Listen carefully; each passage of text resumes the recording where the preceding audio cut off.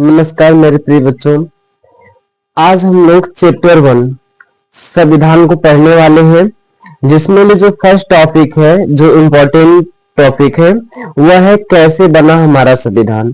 तो सबसे पहले हम लोग मेरे बच्चों की सबसे पहले हम लोग संविधान जो है उसकी रूपरेखा को समझते हैं। इसमें संविधान की रूपरेखा क्या थी, कैसे तैयार की गई आखिर संविधान की रूपरेखा। तो इसमें जो मिशन के तहत यह संविधान सभा बनाई गई थी।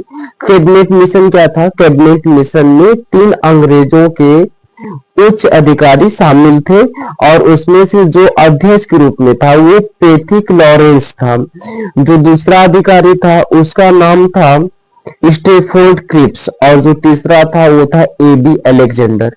इन तीनों अधिकारियों ये जो 3 अधिकारी हैं ये कैबिनेट मिशन के उच्च अधिकारी थे और इन्हीं के देखरेख में भारतीय संविधान का निर्माण करने वाले जो संविधान सभा थी, तो सब जो है बेटा कि 9 दिसंबर था।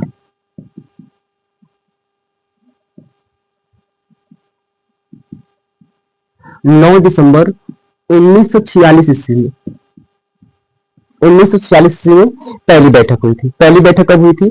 9 दिसंबर 1946 ईस्वी में संविधान सभा की बैठक हुई थी।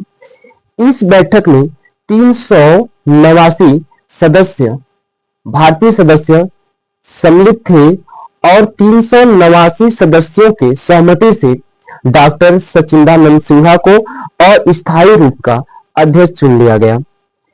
इसके लिए बाद मेरे बच्चों की दूसरा जो पॉइंट है वह है 11 दिसंबर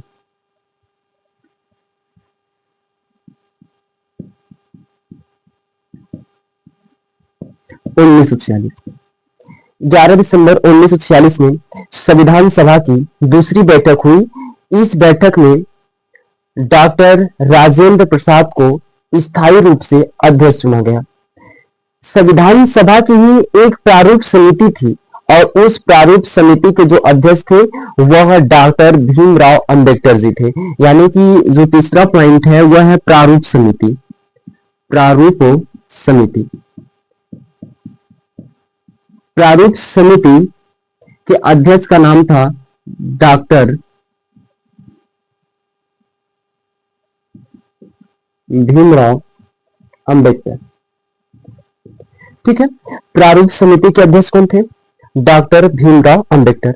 संविधान सभा की स्थायी अध्यक्ष कौन थे? डॉक्टर राजेंद्र प्रसाद। संविधान सभा की अस्थायी अध्यक्ष कौन थे? डॉक्टर सचिदानंद सिन्हा। संविधान सभा की पहली बैठक कब हुई थी? तो 9 दिसंबर 1946 में। संविधान सभा की दूसरी बैठक कब हुई थी? तो संविधान सभा की दूसरी बैठक 11 दिसंबर 1946 में हुआ था। इसके बाद जो बेटा प्रारूप समिति बनी थी, तो प्रारूप समिति 29 अगस्त को बनी थी। 29 अगस्त 1947 में प्रारूप समिति बनाई गई और इसी प्रारूप समिति के जो अध्यक्ष चुने गए थे उनका नाम था डॉक्टर भीमराव अंबेडकर जी। और इस समिति में प्रमुख 7 सदस्य थे। कितने सदस्य थे? 7 सदस्य।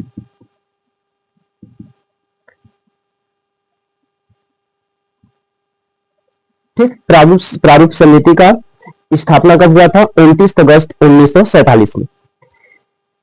इसके बाद इस समिति ने संविधान को लिखने का काम किया और 26 नवंबर 1949 को संविधान सभा के अध्यक्ष द्वारा उस पर हस्ताक्षर हुआ और फिर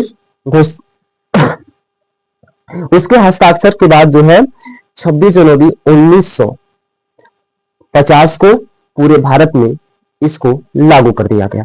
तभी से हम लोग 26 जनवरी को गणतंत्र दिवस के रूप में मनाते हैं। यह है हम लोग का संविधान सभा का रूपरेखा।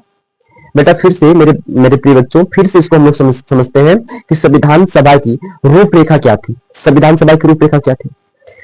तो भारतीय संविधान का निर्माण करने के लिए कैबिनेट मिशन की स्थितियों पर यह गठन हुआ। भारतीय संविधान के निर्माण के लिए सन 1946 में कैबिनेट मिशन की स्थितियों पर ये जो है गठन हुआ संविधान, जो भारतीय संविधान था, भारतीय संविधान की जो प्रथम बैठक थी, वह बैठक 9 दिसंबर 1946 ईस्वी में हुआ और इस बैठक के तहत 389 सदस्य मौजूद थे। और ये जो 389 सदस्य मौजूद थे, तो इन सभी सदस्यों ने, 389 सदस्यों के सहमति के द्वारा डॉक्टर सचिदानंद सिन्हा को अध्यक्ष चुन लिया गया। वो भी अस्थायी रूप से चुना गया था। और फिर जब दूसरी संविधान सभा की 11 दिसंबर 1946 ईस्वी में जब दूसरी बार संविधान सभा की बैठक हुई, तो उस बैठक में डॉक्टर राजेंद्र प्रसाद को अध्यक्ष चुना गया। संविधान सभा में ही एक प्रारूप समिति का 29 अगस्त 1947 को गठन किया गया, इसकी स्थापना की गई और इसमें जो अध्यक्ष जिसको चुना गया था उसका नाम था डॉक्टर भीमराव अंबेडकर जी। यानी प्रारूप समिति का स्थापना कब हुआ था? तो 29 अगस्त 1947 को। और इसमें टोटल 7 सदस्य थे और उन 7 सदस्यों में जो अध्यक्ष पद पे था उनका नाम था डॉक्टर भीमराव अंबेडकर, जिसने संविधान लिखने का काम किया। इसके बाद में 26 नवंबर 1949 को संविधान सभा के अध्यक्ष द्वारा इस पर हस्ताक्षर कर दिया गया। फिर इसे 26 जनवरी 1950 को पूरे भारत में लागू कर दिया गया।